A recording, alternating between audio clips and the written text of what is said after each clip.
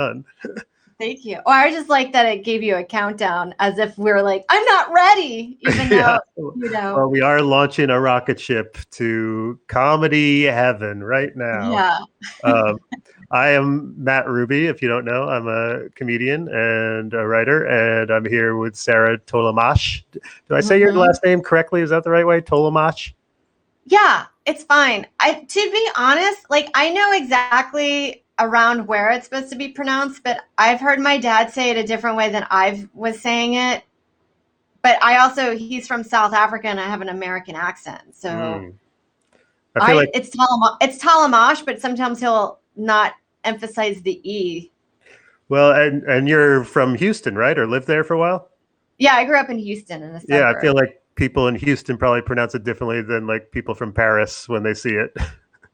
Yeah, well, it's almost pretty much how it is phonetically. You wouldn't go, it's just not Talamache. Yeah. It's just Talamash. Talamacho. Yeah. Cool. All right. Well, I'm sure. How have you been doing? I haven't seen you in person in a while. How's pandemic going? How you been? I feel like I do pretty well. I have like moments of ups and downs where I'm like, man, I'm loving it. I like just staying home and working on stuff from home. And I've managed to socialize as much as like that's a healthy amount for me. But then and then I was enjoying pandemic comedy of like, just doing spots and working on material without having it feel like I have to kill every time or. So do you mean like doing virtual shows or doing like rooftop shows, or what do you mean? All of it. Rooftop, outdoors, some indoors. It just felt like the stakes were really low, that it was just really fun and nice. Yeah, it was sort of we're all in this together and like at least we're doing something. Yeah, and also I just felt like the people that were going out to those shows were actual comedy fans and not like your, Friday and Saturday night crowd, where I never really had that much fun on those shows because it was work. Yeah, and did you like the virtual shows? I know people have had mixed feelings about them. Like, oh, it's actually pretty cool, and other people, this sucks. I don't want to do this. Like, where did you come down on that?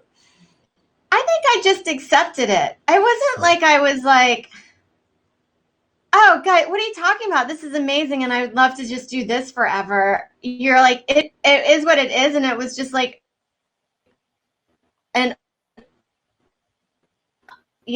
a format that it doesn't feel that conducive for stand-up, but you can actually, I don't know, you can see if your material works on Zoom shows that I felt like it was conducive for something, when we didn't have anything. Yeah, totally.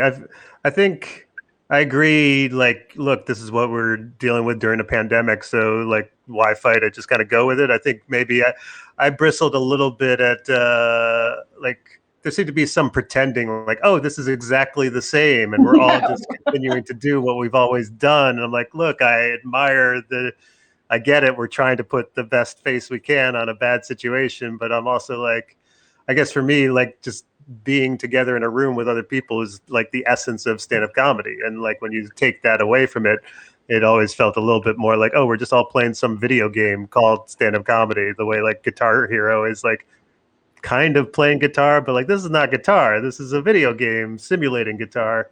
Yeah. So I guess I wrestled with that a little bit. Your timing was a little bit off. I felt like I had to be more animated in Zooms. Like facial expressions, or how so? I don't know. I need the mic.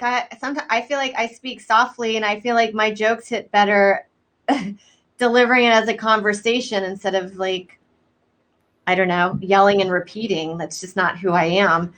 And so for some reason, whenever I'm on computer, I feel like no one can hear me. So I feel like I'm yelling. So it made me more like, I don't know, probably you turned into Gilbert Gottfried. Yeah, I just felt like I was more expressive than I usually am. All right. Well, that sounds like it could be good. Yeah.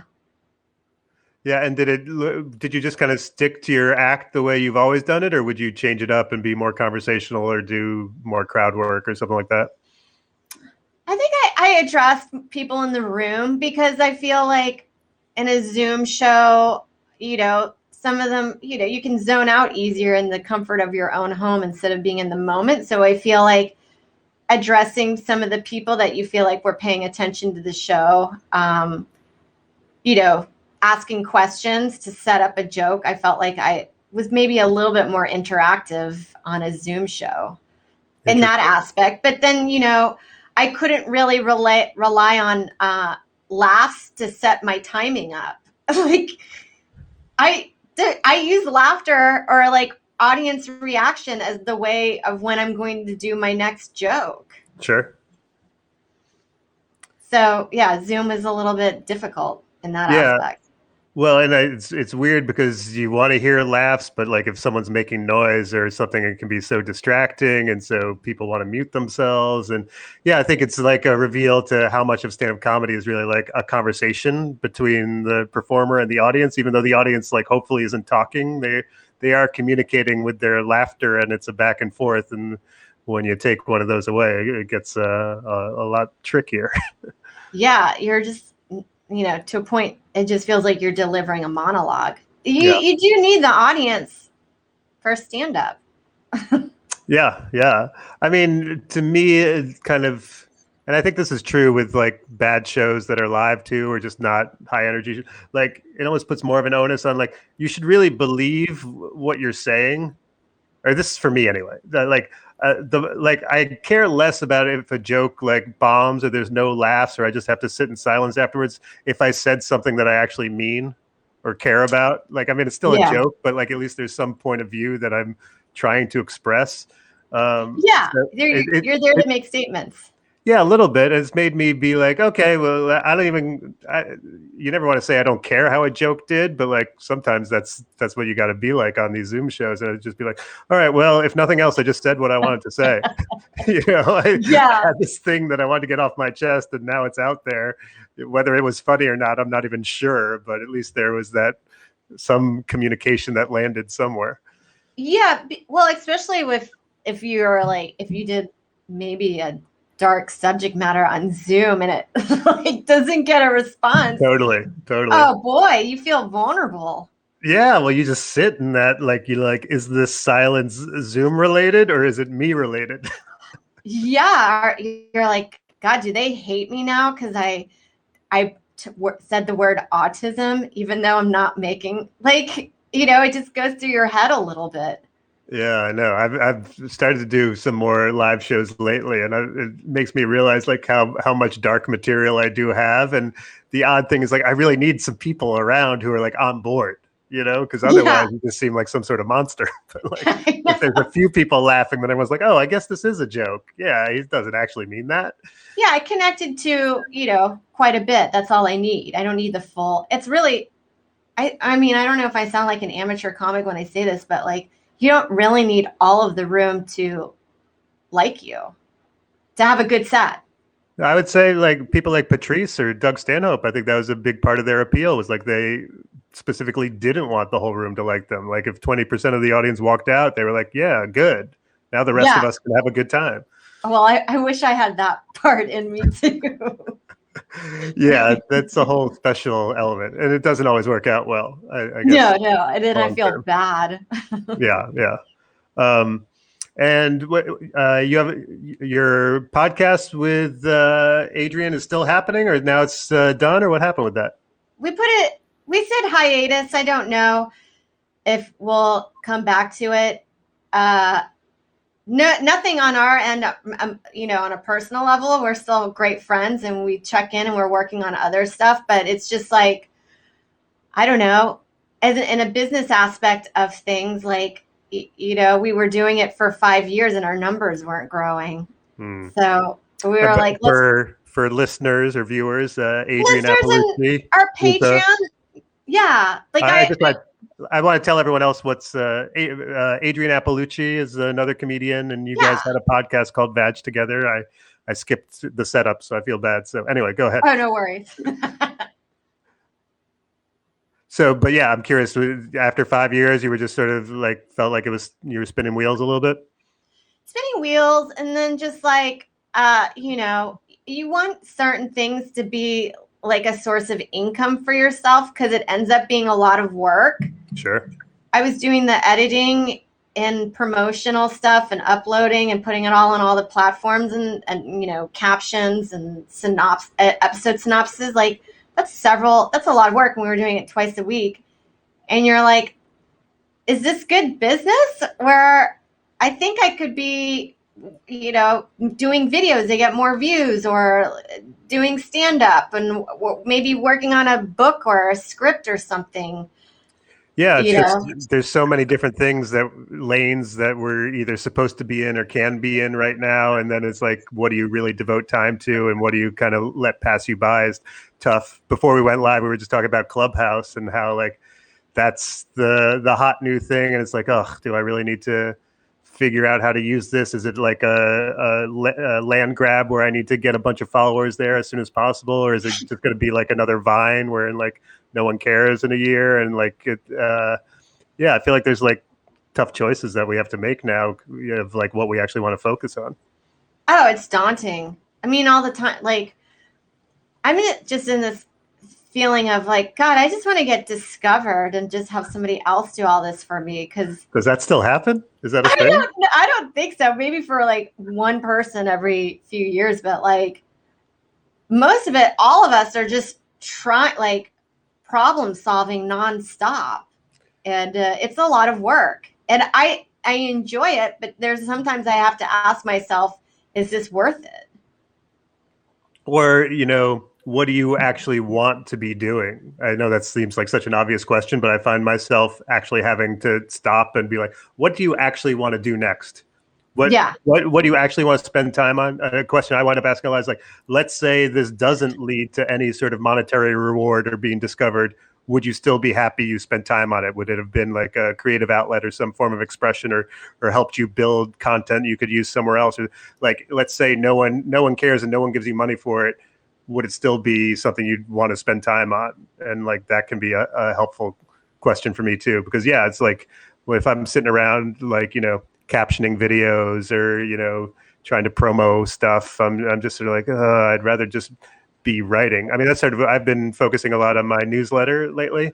It's called the Rube Letter. You can sign up at mattruby.substack.com. And like, that's been interesting because it's like, okay, every week I have like kind of this deadline where I need to focus, I need to write something, and I start charging. There's a paid plan option on it, and so now I've got dozens of people paying me like $5 a month or $50 a year, and it's been like cool to get that support and that feedback from people, and like I feel like, oh, I'm maybe I could collect some of this in as a book later, turn it into other stuff, and I like writing, and it's been like helpful for me. But then at the same time, I'm kind of beating myself up of like, why aren't I doing more podcasting, or why aren't I doing more? You see other people on Patreon getting like big money, and you're like, oh man, that's where I should be. I should be doing that. And it's like, there's only so much time in the day.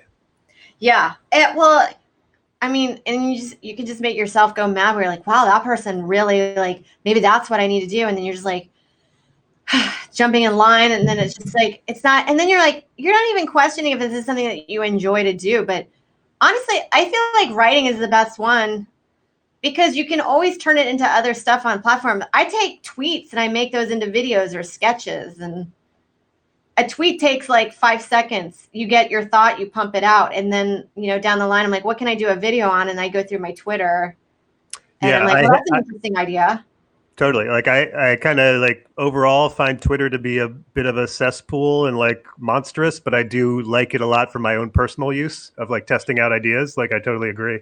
Oh yeah. I still love Twitter, but I know what you mean. You're like, it was fun like 5 years ago, but for some reason it's just like, it's just like completely toxic to listen to that many people have chime in about. You're like, I just want to send my thing and go, and then shut the box. Like I don't. And which is a healthy way to do it, I think.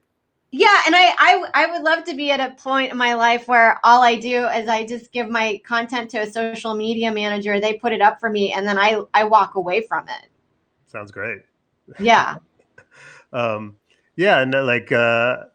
I've definitely been making a lot more video content. I haven't been doing live streaming that much, but like, sort of like these front facing videos or, I did one this week, a sign language interpreter translating Cuomo's apology and, that kind of like, and before that I did, what did I do one on like that Soho Karen who got caught, accusing the black kid of stealing her phone. And that was stuff I never would have done pre-pandemic. And it's sort of like encouraged me to kind of maybe take more chances on video content or just kind of put out stuff quick.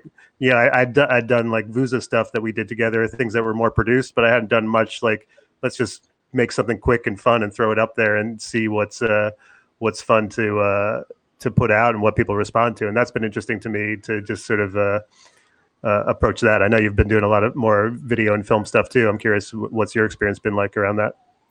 Well, that was the other thing, like, during pandemic of, wow, should I really be traveling an hour to Brooklyn to work out new material when I could probably just tell a few jokes from the comfort of my couch from TikTok and kind of gauge if that's a bit worth doing?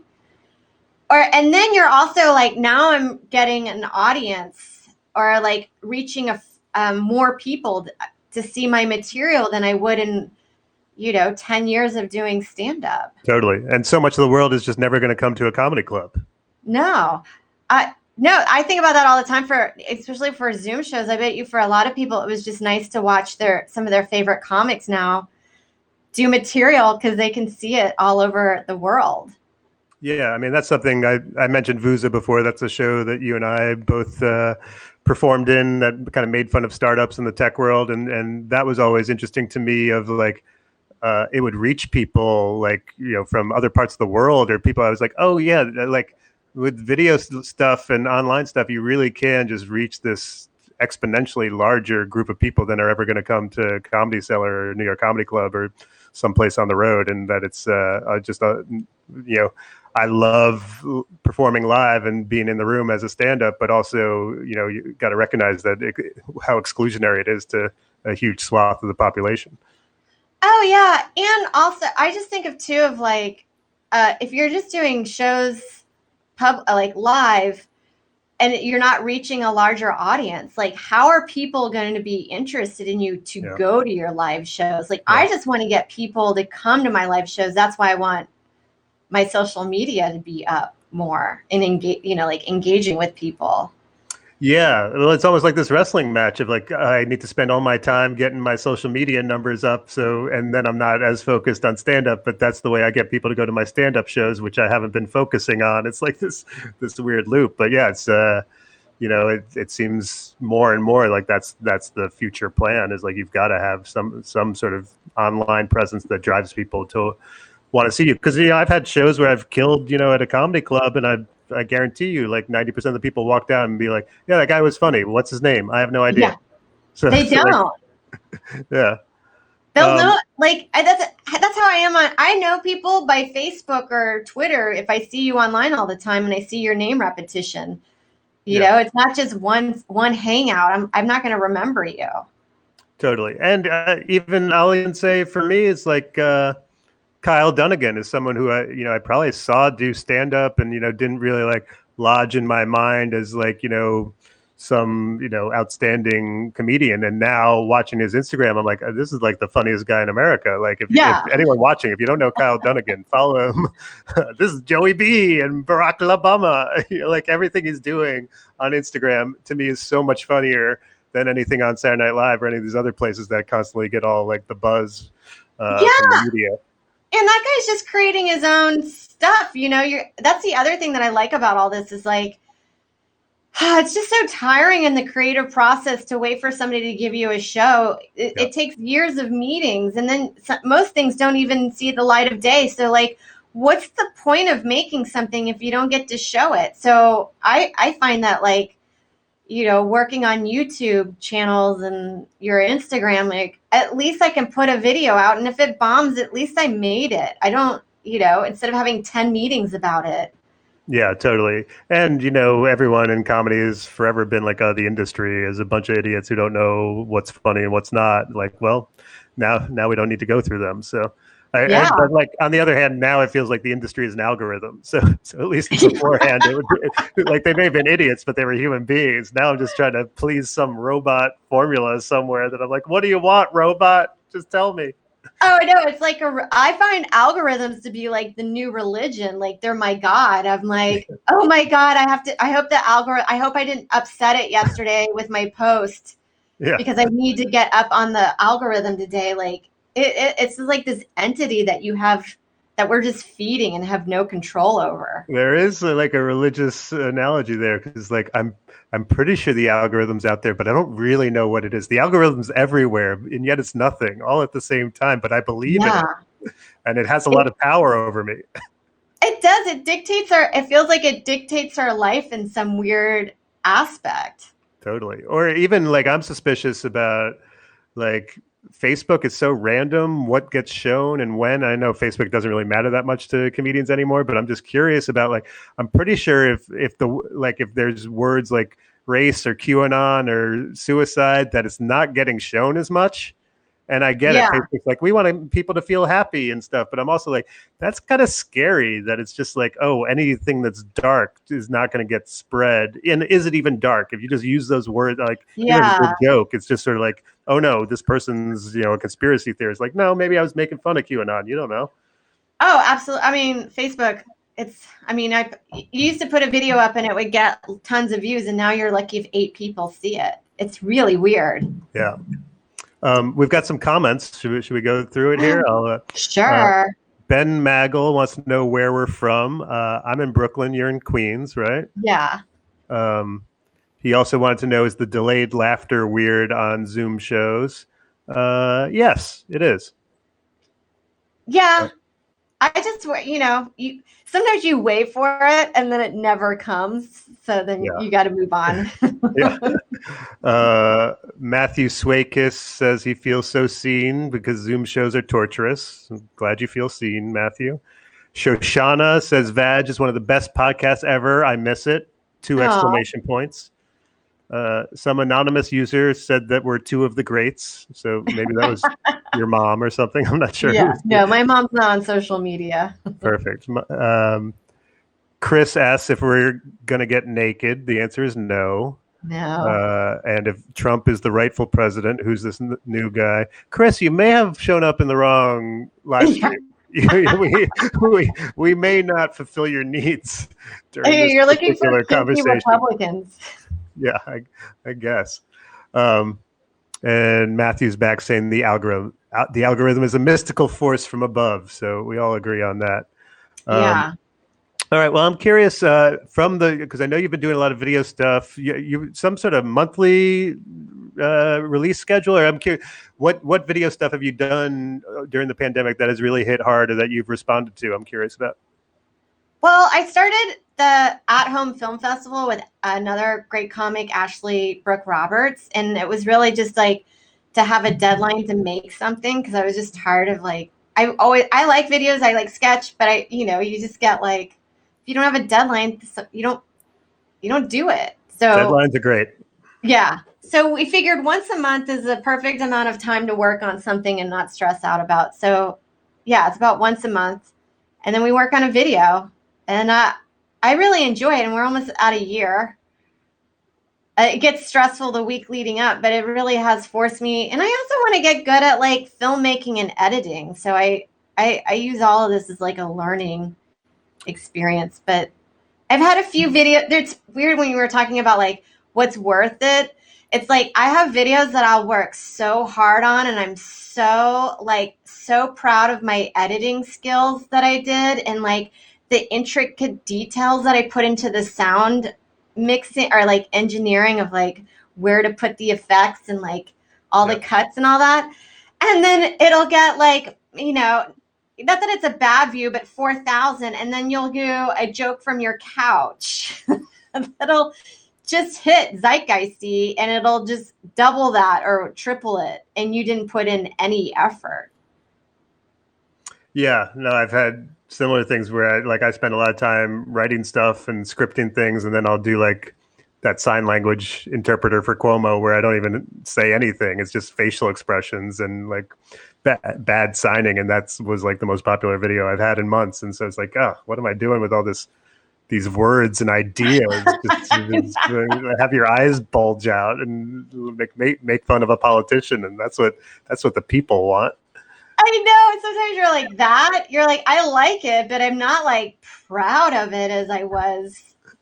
Like I'll have things where I'm like, all right, I'm as soon as I upload and send, I'm like, huh, here we go, baby. And then it's like nothing. And then you have ones that are just like, you know, they're like runaway or doing really well, and you're just like, I don't know. I can't explain any of it.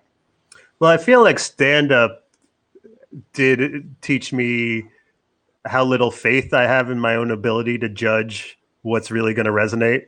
Because all the time I'll have like 10 ideas that I'm going to take, to the stage with in the next couple of weeks or whatever. And I'll be like, this is the one that's definitely going to hit, and this one's crap. And just over and over and again in my life, no one gives a fuck about the one that I think is going to be great. And the one that I thought was nothing, they respond to in a way that I've like, it's weird too, because it's like so much of stand-up is confidence. Yet I completely embrace this idea that like, I have no idea. You guys tell me. Is this funny? Because I'm so consistently wrong in a way that like to me is part of the magic of it. Like it's not even that I'm wrong, maybe in what I think is funny, but so it could just be like they see where I'm going, or it's like comedy is this magical combination of like there's that surprise and the truth and all at the same time. It's just sort of like you just didn't nail it exactly, even if you had some interesting point of view. And like and so sometimes to me it's almost more about the process, and I think that's probably true with like video and film stuff too, of like like having that deadline, consistently getting up, or whatever the video version of that is, putting things out, and like kind of then the audience starts telling you what does and doesn't hit, which hopefully is the way it is, as opposed to like the algorithm just deciding. To me, that's the scary part. If it's just sort of like, whatever the algorithm decides to help take off, then that seems lame. But yeah, I feel like just making stuff, not getting too attached to it before you put it out. I think it's a good argument for making stuff that's like fast and cheap, and not like wasting a ton of time on production, but like what's in the tech world they call it the minimal viable product. Like what's the minimal viable video version of this you can put out? Because I think I got into this idea that things needed to be well produced and all that stuff, and I think you can kind of get away with a lot of cheap stuff, and you can write a scene where you're doing both the parts, just talking. You've got a hat in one and not as the other person, and that can work, and people like that, as opposed to like, oh no, this needs to be well lit and multiple actors and all this other stuff. Oh yeah, I mean, like, as much as I love Kyle Dunnigan, but it's not like he's putting out tech savvy stuff. The lip moving's not bad. I feel like he does an all right job on that. Well, it's like you're using the filter, but like the way what he does with it and the thoughts behind it and what he's expressing is absolutely hilarious. That I do feel like sometimes the audience is very forgiving if you can nail the joke right. Definitely. I think they, especially for like online stuff, they almost want it to be, rougher and quicker, and just sort of like, oh, it's a little bit raw. Like I'll give you an example of something that I've gotten into. This is like a minor thing, but it's been interesting to me, is if I'm doing like one of those front facing videos where it might be like, 6 different lines, and I'm just cutting between each one and going from one to the next, to actually cut before I even in the middle of the last word, before I've even finished the word. And there's something really, it's odd to me, but it's just one of those innate things that you sense. There's something fresh about it, that it's not like, here's the entire line and now a pause for the laughs, and now we're moving to the next thing. It's sort of like, it almost gives it this more frenetic pace of like, no, we're telling jokes. It's like, I'm not even going to sit around and wait for you to process what that word was. We're on to the next thing. And it gives it a little bit more juice to the whole thing in a way that was like interesting to me, because I'm so used to like literally looking at the sound waves and being like, okay, edit after it comes back to a flat line, and be like, no, I'm going to chop this word right while I'm in the middle of it, because that almost gives it this more raw feeling. Yeah, it's also the audience knows like what your word you were going to finish. So it's in a way like a dopamine for them. Like you reward it. They're like, oh, I'm smart because I know what that what he was going to say. Now we've moved on to the next thing. Yeah, and everyone wants everything so fast online. Like, look, I've got 20 other things I could be looking at right now. Make it quick, you know?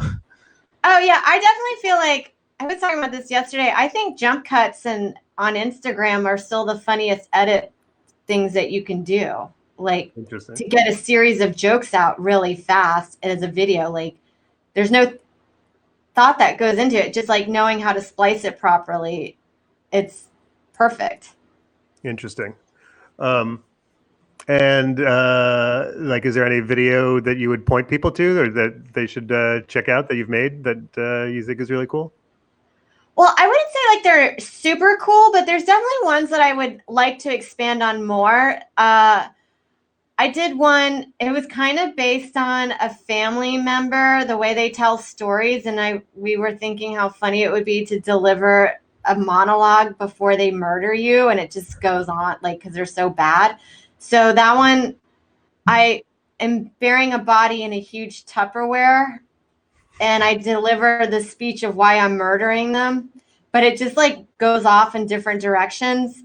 That one's called Dottie. Not got a really great response, and I still like that one, and I still picture a full movie with that. And then I did one with Ashley called Rom-Com Best Friend, where they're always in rom-coms, they have psychotic behavior, but their friend is always like enabling that behavior. And that hit with the zeitgeist, and I thought that did really well, that I liked. And then I also liked in the movie Big, I always thought it was a weird note that the writers made her, she slept with Tom Hanks, but in the actuality, you're like, that character, when she drops him off and realizes it's a 12-year-old boy, like what a heavy world she's about to live in. And so I thought I would love to do that as a movie. And so I did that as a sketch like a few months ago. Yeah, I mean, I feel like once the people who like to cancel things find out what was happening in movies in the 80s, it's going to be like a whole reckoning. Like 16 Candles, like that Long Duck Dong character. I'm like, I don't think that's okay. Revenge of the Nerds is rape. Like, yeah. But she's so happy about it afterwards. You know, that's what happens after a woman finds out it wasn't actually her boyfriend she was having sex with. Like, as long as you're good at it.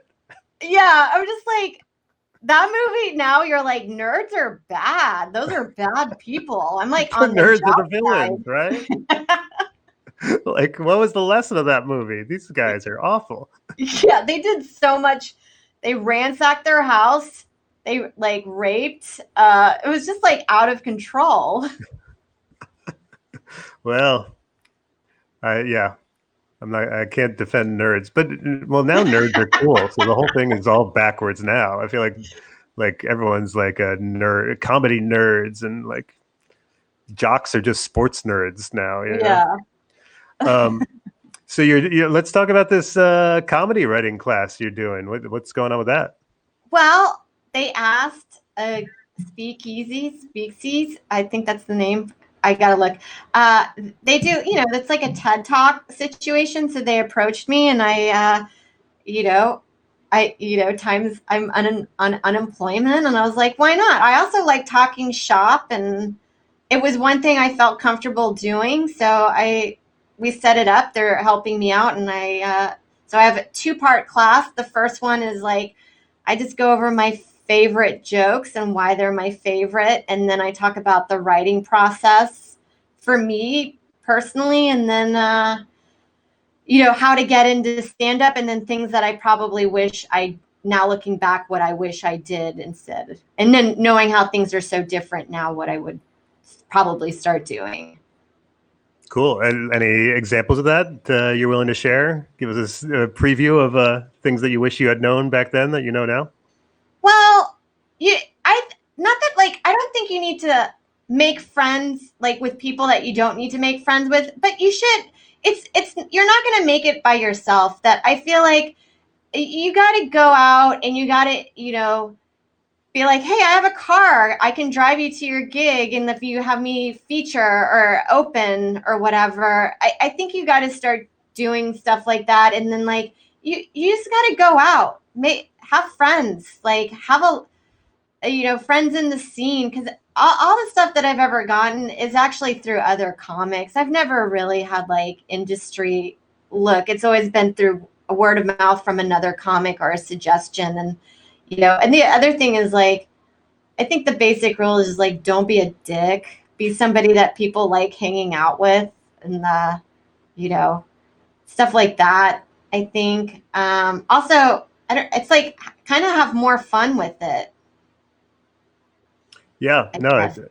I think also everyone's in such a rush to make it that a lot of times they overlook that period where you can feel like you're failing is actually, for whatever bad aspects it has, it's also like liberating. Like you can take so many more chances, you can try different things, you could do like weird characters, you could totally change your style. There's something like when you're in the shadows, you can kind of do anything you want, and the more and more you get success and start to quote unquote make it, there's a lot more pressure on you to like deliver the goods and like kind of be who fulfill your brand identity or whatever it is, and make sure everyone in the room is like leaves satisfied because they paid money to be there and all that stuff. So there's something liberating about those early years where you're no one really cares what you do, which means you can do anything.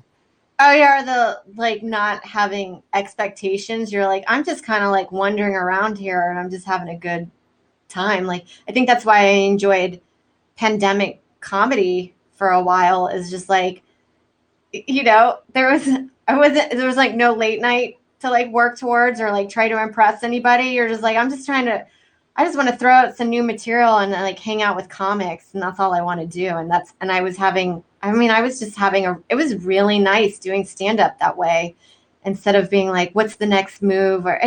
Also all those things, like even achieving some of the goals that I've made in comedy, like, I don't know, I'm like depressed 2 days later. It's never done. And the only time I'm actually really happy is if I'm working on my own project and I finish it and then I think of another project. But the idea of like making it to a level and then thinking that that's going to make you happy, I don't think that happens. And we've seen that with I can say that with even more successful comics.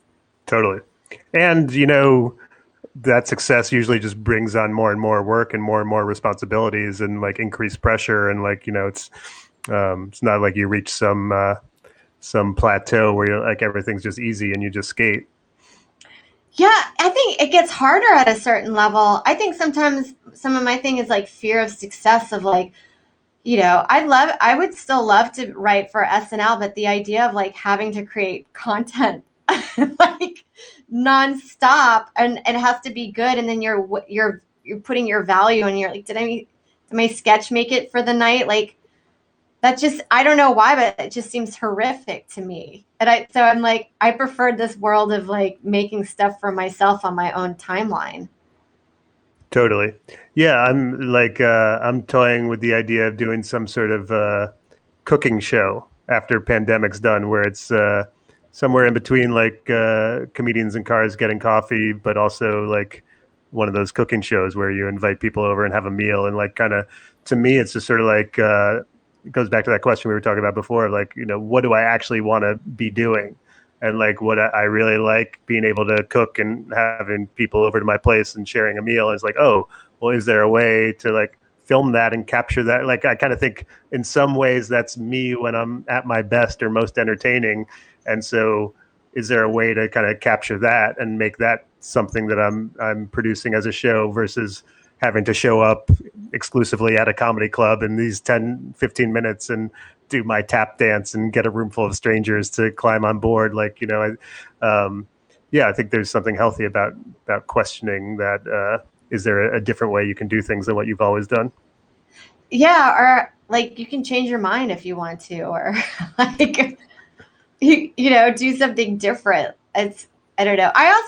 There's another thing that I think about too, of like, I used to try to do stuff to hit the, like, say like, oh, I want to get on SNL, but it never, like, I never thought of like, I would think in the direction of like, who should I like reach out to and all this stuff, where what you should be doing is like, what's okay, so what are you going to be doing on SNL? You're going to be making sketches on that. So you should just be making sketches at this moment. So instead of working on the goal that you're achieving, just work on like what you need to do to get to that goal. Because also sometimes shows get canceled, your plan gets diverted, but at least you have, I say, like a body of work, which is more satisfying. And when you talk about like getting discovered, you're probably way more likely these days to, if that even is a thing, to get discovered by things that you put online than you are by someone in a room at a comedy show. Yeah. I mean, people are always like, I've never seen like industry in a room, or I'm just like not aware of it. Yeah. Maybe it's more of an LA thing than a New York thing, but yeah, I agree. It's, one time I had a magician tell me he really liked my show and then offered to introduce me to his manager. So that's as close as I've gotten. And like I'm curious about the have you already picked out what you're gonna like kind of spotlight for your favorite jokes and explaining the process? Are you still working on that? I'm kind of curious if there's one or two that come to mind that you could kind of not that I'm going to make you do a joke, but just sort of, explain it or kind of the writing process behind it in a way you'll talk about. I'll probably do the one that I open up with James Corden about like, I almost didn't make it out tonight. I have 3 avocados at home that are about to expire. And that one, I probably explain why that one I like, even though I feel like, I don't know, I'm kind of over it by now. But over the joke? Over the joke, yeah. But I did like it at the time, and I liked it first of all, I thought it set me up as an opener. It explained my personality right off the top. Mm-hmm. Second, it was an actual organic thought that I had of like, I remember walking to the stand and being like, knowing that I had avocados at home and I was like, shit, I'm going to be out tomorrow night and I need to, like, it was this, I was spending so much mental energy thinking about like what I can do with the avocados and when I can do it. And I just thought that was such like, for avocados is such a, like, why am I being so serious about this? So that was one joke. And then there's one I like, this one's kind of dirty, but this is why I like it, is I talk about, I was doing that diet keto and then you can always like fit in another joke by doing a definition of something that most people don't know by doing the layman's terms of it. Like that's like, I feel like a joke tactic is you can define something in a funny way. So there's one way to set it up. Yeah. Meaning like, okay, I'm doing that diet keto. It's the new eating disorder. Like think of new ways of like, what is it? And then it's where I don't eat any sugar or carbs. I just eat meat and drink heavy cream all the time. And that year's like, that's atrocious. And I'm like, well, I'll probably be dead in a few weeks, but I'm going to look so good. See, there's like certain ways that you can just like, start building it up. And then I did read this article once where it said that it can make your vagina smell. And I think most people think I'm going in the direction of like talking about this obstacle. But then I say, can you smell it right now? Is it really bad? And I like that because it brings you into the moment. And I'm like, like to actually ask the crowd if they can smell my vagina at this moment. So I liked it for that. There's like several areas of the joke, and then you end it like, well, how can I not make it smell, is by eating carbs. And then I think of like, what's a funny carb food to eat? Pizza, as if it's like a scientific, that's not even a word, a method of like getting your pussy to not smell. So these are all like ways of like making a joke longer, and then different kinds of format joke setups to make your joke go longer, and then like tags and stuff. But I always joke that I write a joke and then tag it 3 years later. Yeah, no, I've definitely had that experience. I mean, I think going back to the avocados one, I definitely agree. Like, to me, there's something magic when it's just like an organic thought that you're already having and it's funny. To me, that's kind of like this magical like area for comedy, as opposed to like, okay, I've got this set up, but now I have to figure out this punchline, when it all just sort of comes in this, holistic way. I think that's sort of like like the comedy platonic ideal, or whatever the right phrase is for that. I know, but you know what? I wish I was like the Gary Goldmans that sit down for hours and can take a premise. Like my friend said it best, like they're like carpenters, and he's so good. Like, I try it for myself, and I find the jokes that if I've come up with just sitting down and writing in that aspect just are not organic to me, and they feel forced and like I'm presenting a science project, and so that process doesn't work for me, where having a funny thought, and then thinking about ruminating over it, like over cleaning the dishes or talking to a friend, or like I don't know, I write a lot on stage. I'll just come up with a thought, and then I'm having a good time with it, that I just expand on it in a way that feels natural to me. But that's the other. Oh, sorry. No, I was gonna say, I just love Gary Gulman, but like, yeah, he's also got a very sort of literary, scripted form of comedy that I think is amazing and super. But like, also, I totally get why other people would want a more conversational approach that doesn't seem that way. It's, like I feel like he's almost like in a Carlin-esque territory of like, this is like a written out monologue that's like immaculate. It's brilliant. But also, there's something amazing about someone like Patrice or someone else who just seemed like they were just like talking off the top of their head, and like, coming up with just being a funny person in that moment, or even if it was something pre-planned, that it had that vibe of being conversational and organic. Yeah, well, that's like and this is what I'm finding out now, and I've had to go to therapy for all of this too, of like to accept your process, and like not because you're not doing it like other people. Like, I get so annoyed with social constructs, especially towards stand-up. Like, as much as I think Jerry Seinfeld is great, but like the idea of like, I don't know, like you have to know your time exactly on stage without a timer is pretty psychotic to me. And I don't know why that's a rule, or why you have to wear certain outfits, or you can't wear this. Or I also am like, I understand bringing your notebook on stage is kind of taboo, but sometimes I can't memorize shit, and I like to have a little set list with me, and I don't see that there's anything wrong with that, and I don't think you should be, as long as you're really funny.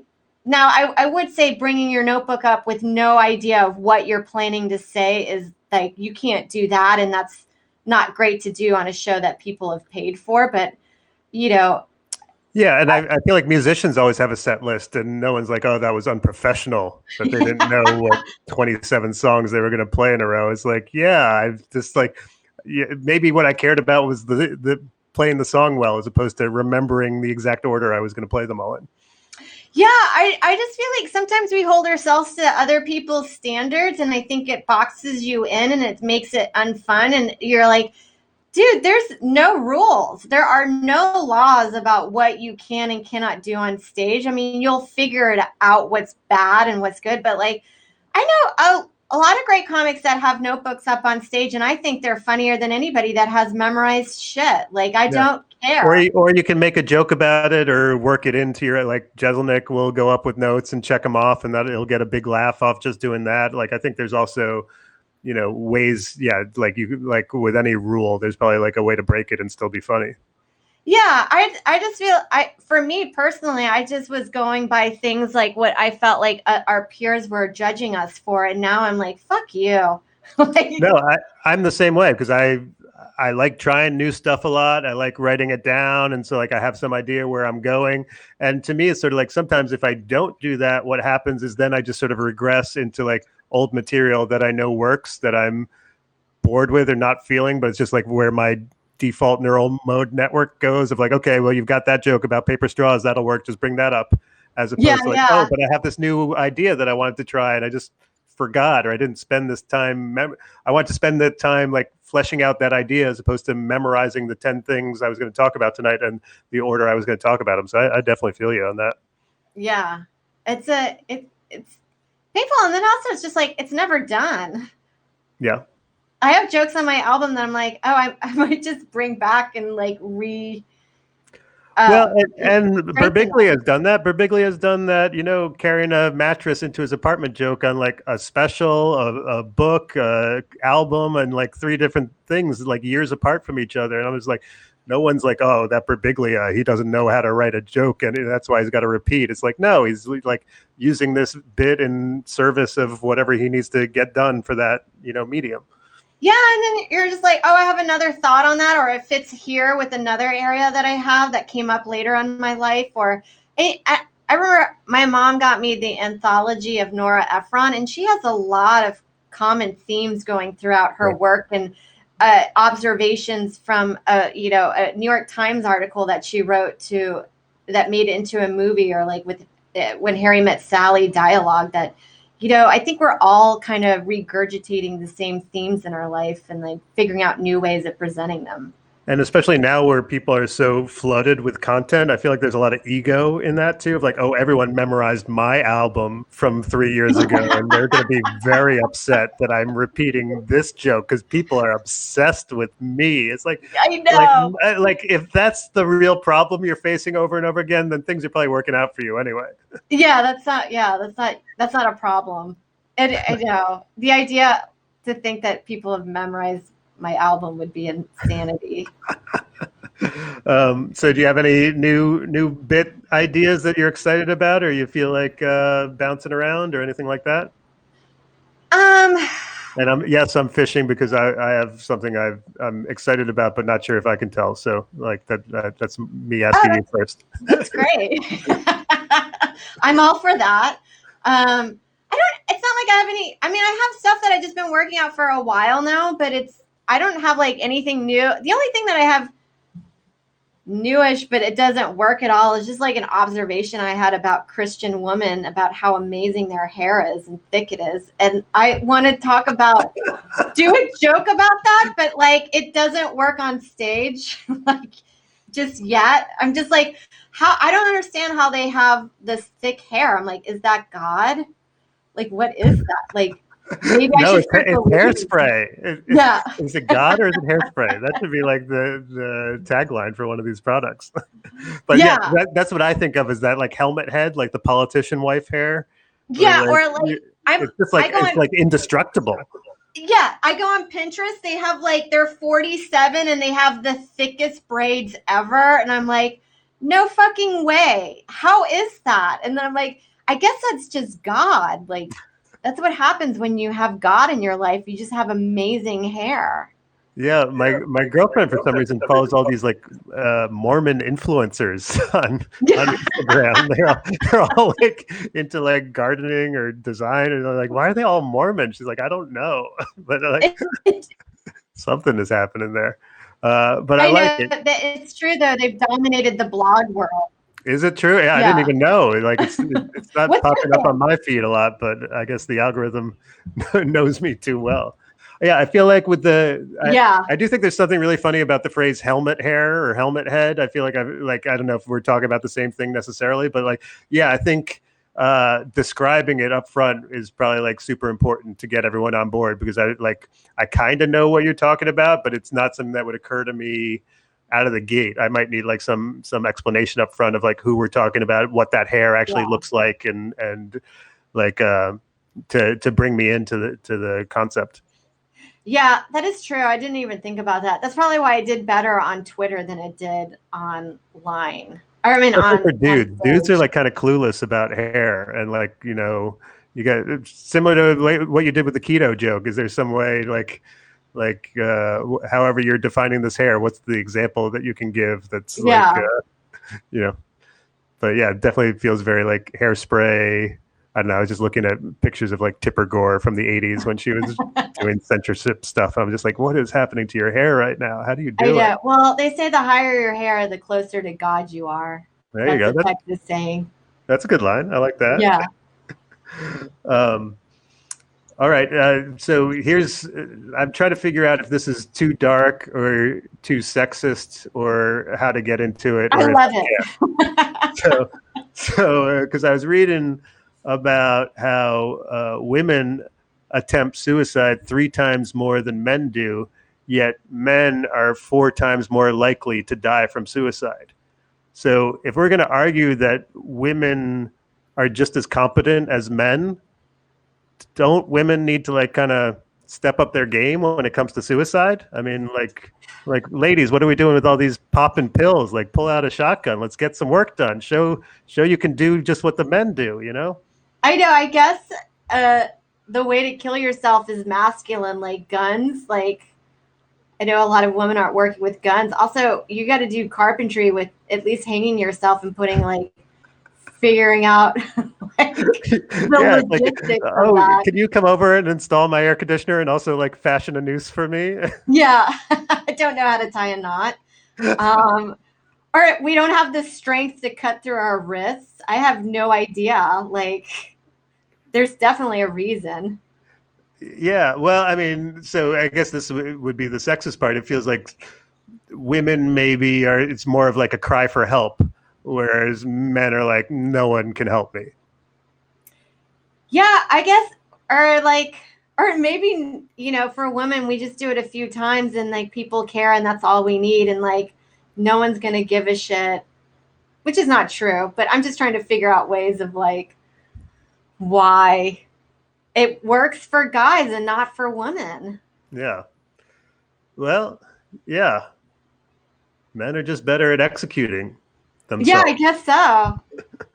I mean, I guess you guys are better at murdering, so why can't you just do it on yourselves? That's right. We get the job done when it comes to killing.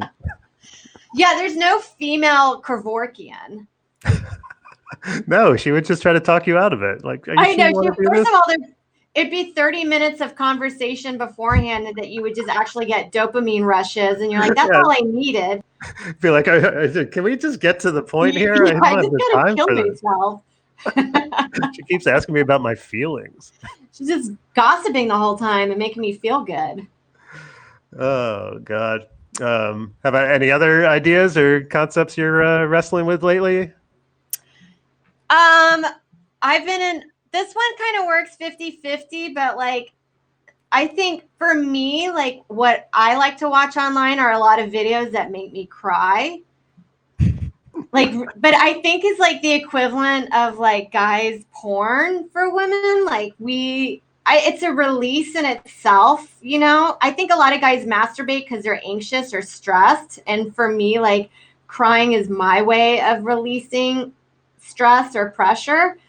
But I also but it's funny, you're just like, I'm watching, like, I like videos where somebody gets it, like a kid gets a hearing aid for the first time and can hear their parents' voice. Like, and then I say that like gets my eyeballs all wet, just trying to do like comparisons to like watching porn. But the other thing too is like, so can I interrupt for a second? Because yeah, I feel like to me I feel like you had a crying is to women what masturbating is to men is like such a great premise. Like, because I feel like you could just go with that. It's like, yeah, I mean, like I've done it at work a bunch. One time I even did it when I was in the car driving on the highway, like, oh yeah. I've done it in the craziest places, sometimes 2-3 times a day, I know. I've actually cried in a pool before. Which is the best place to cry.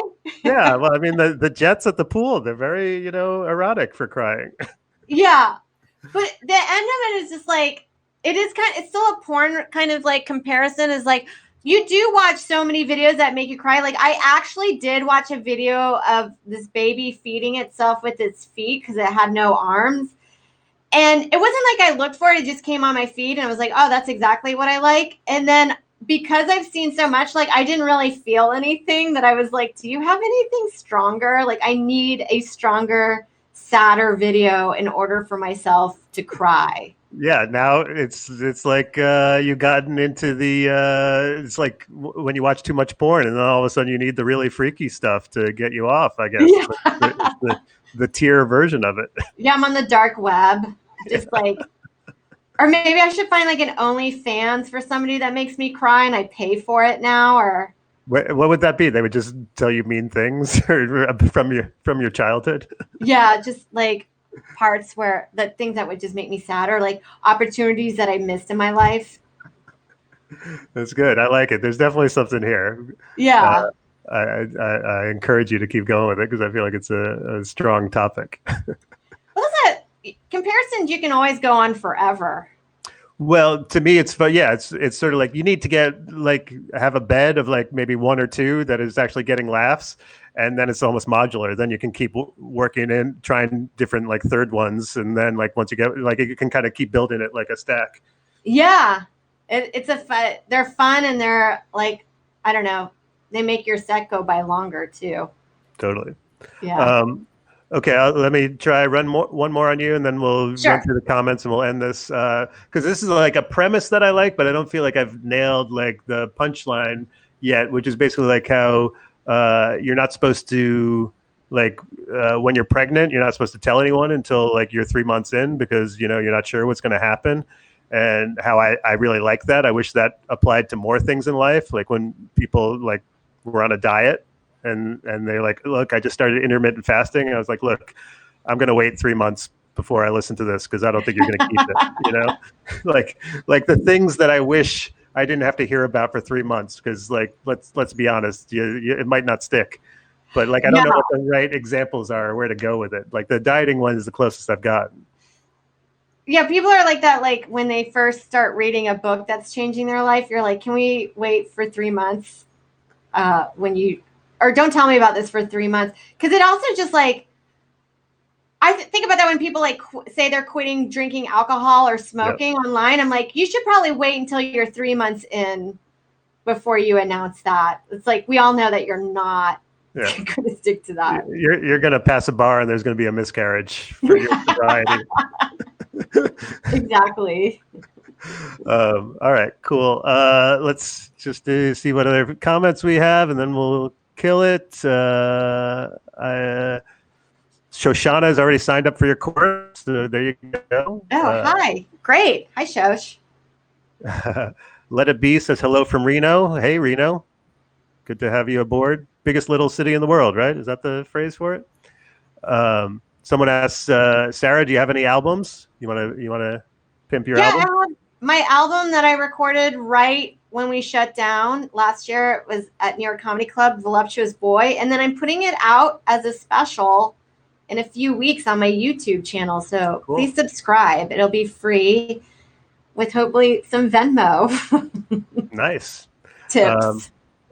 I'll promo my New York Comedy Club special and album, which is called Feels Like Matt Ruby, that you can find on YouTube or wherever you stream music. You can find that. I also have an album called Hot Flashes as well.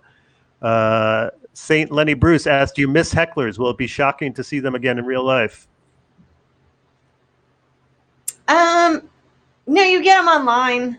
I mean, there's always negative people. I don't like dealing with hecklers, but I don't mind them sometimes. If it's a fun back and forth, then you can take a break from your material that you've been doing for a while. Yeah, especially if there's already like an energy in the room and you can kind of surf that, then it can be kind of fun. I think. But I don't want to like, what is it? Say that I don't. Encourage it. I don't encourage it. Yeah, let's state that. I thought I was helping. No, you've never been helping. That's never been a help to any comedian ever. And yet that's a common refrain from the people who talk. We were helping. Yeah, thanks, but I was okay without you. Yeah. All right, Sarah. Well, I feel like we've got an hour. That seems good. Thanks so much for joining me on this. You got anything else that you want to plug or tell people about the class or anything else? Yeah, just if you want to do stand-up, join the class. It's the first part is I just kind of lecture, and then the second part, and they're not entwined. You can do either one, but the second one is, I think, a little bit more expensive, and it's one-on-one. So if you come in with the sketch or joke ideas or premises, and we'll work it out. And I know you just posted about that on your Twitter feed. How can people should just check there, you think? Or oh yeah, I'll be promoting it on my Twitter and Instagram, and it's also I've been putting up on Facebook since there's a lot of non-comics on my Facebook feed, just in case people wanted to get into it. That's about it. They're not hard rules. It's just like if you're thinking about it, it's just to have fun and just to kind of guide you, and then you go from there. Cool. Yeah, and I've got a newsletter called the Rubes Letter. You can go to mattruby.substack.com and subscribe to that. Good stuff happening there every week. And thanks to Haps for giving us this live streaming platform. It's a new place to go live, and you can multicast to all your different, YouTube and Twitter and everything all at the same time. So if you're a fellow broadcaster, you might want to check that out. And I'm trying to think if there's anything else. Oh, I'll probably be doing more of these live streams coming up. So stay tuned to my social media too, if you're curious about that. Okay, cool. Anything else, Sarah? I think that's it. All right. Thanks so much for joining me. It was fun. I look forward to seeing you in person soon. Oh yeah, I'll be at the Cellar tonight if you're coming by. I am going to be there. All right. We're going to. If anyone's in New York and wants to have dinner at the Olive Tree Cafe above the Comedy Cellar, perhaps you'll get to see some funny people tell some jokes. There's even been some very well-known people showing up there, so it can be a good time. So, and then April 2nd, comedy clubs open up for real, so it'll be a whole new day. Yeah, I'm excited. Yeah, totally. All right. Well, I'll see you tonight. All right. I'll see you then. Okay. Bye. Bye.